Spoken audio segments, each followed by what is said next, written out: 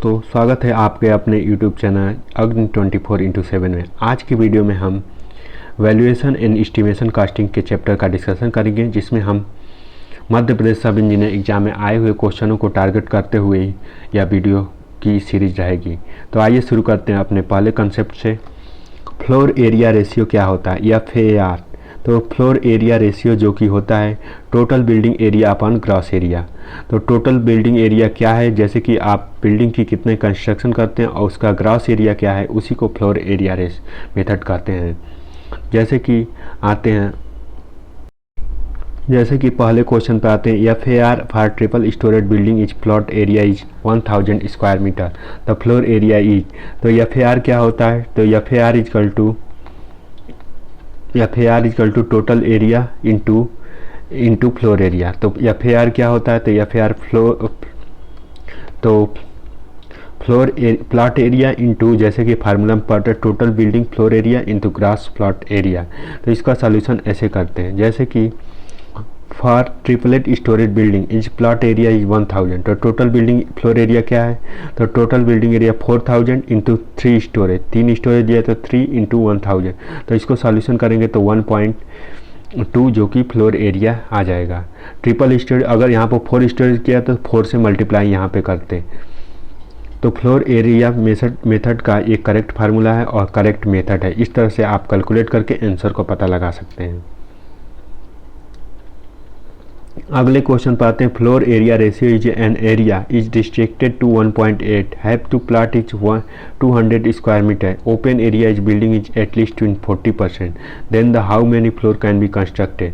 तो इस क्वेश्चन का आंसर हम देखते हैं, तब तक कि आप सॉल्व करके आंसर बताइए। जैसे कि फ्लोर एरिया रेशियो दिया हुआ है, तो फ्लोर एरिया रेशियो का फार्मूला सबसे पहले हम लिखेंगे, अप्रोच हमारा यही होना चाहिए। उसके बाद 1.8 रिस्ट्रिक्टेड है, तो यानी फ्लोर एरिया रेशियो 1.8 को रिस्ट्रिक्ट कर दिया। n यानी number of plot building into 60 into 100 upon 200, and 200 क्या है, तो 200 स्क्वायर मीटर एरिया है। और इसका बोला है कि 40%, तो इसका 40% मतलब 60% कर देंगे 100 में से 40%, तो इसका n की वैल्यू आ जाएगी 3। तो how many floor can be constructed, तो 3 फ्लोर कंस्ट्रक्शन किया जा सकता है।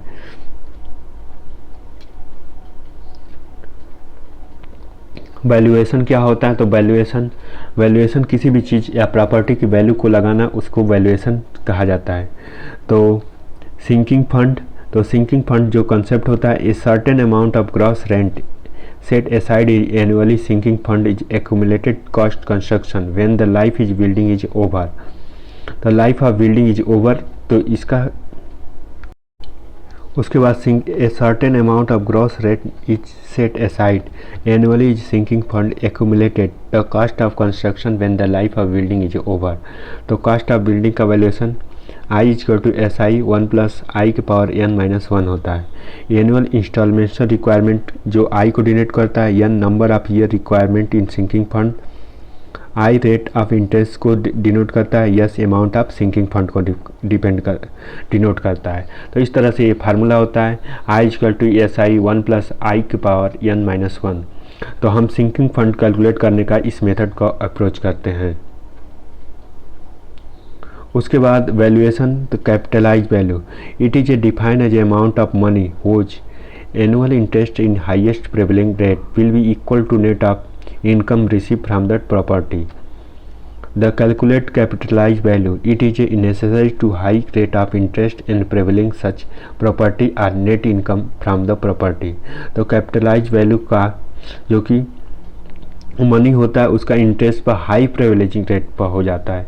तो नेट इनकम कितना रिसीव होता है, उसको हम कैपिटलाइज वैल्यू कहते हैं। जैसे कि सपोज करिए कि एक बिल्डिंग है और वो बिल्डिंग जो कोई मार्केट में है, तो उसके कैपिटलाइज, उसका मार्केट में उसका जैसे रेंट या उसकी वैल्यू क्या है, इसको ही कैपिटलाइज वैल्यू कहते हैं।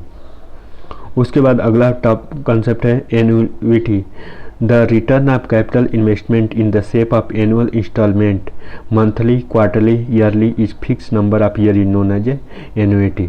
तो जो एक एनुअल के हिसाब से या क्वार्टर के हिसाब से जो फिक्स रहता है, उसे एनुअलिटी कहते हैं।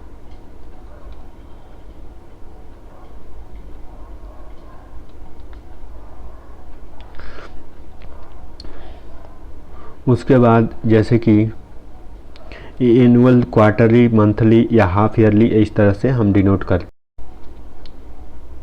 तो एनुअल या कैपिटल इन्वेस्टमेंट में कितना कैपिटल का इन्वेस्टमेंट हुआ उसको हम क्वार्टरली, मंथली या ईयरली के नोन एज ईयरली कैलकुलेट किया जाता है। उसके बाद डिप्रेसिएशन। डिप्रेसिएशन क्या, किसी समय के साथ किसी की वैल्यू घट जाना, यानी आप a structure after some time gradually losses some its value due to constant use and some other similar reason such as the property is neglected condition. Property being away from school and market. Property being होता है away from school and market. Design being cut off fashion. Poor specification follow the requiring. Poor specification follow which requiring loss of thus involving the value of property known as a depreciation. P is equal to D is equal to P 100 minus RD upon 100.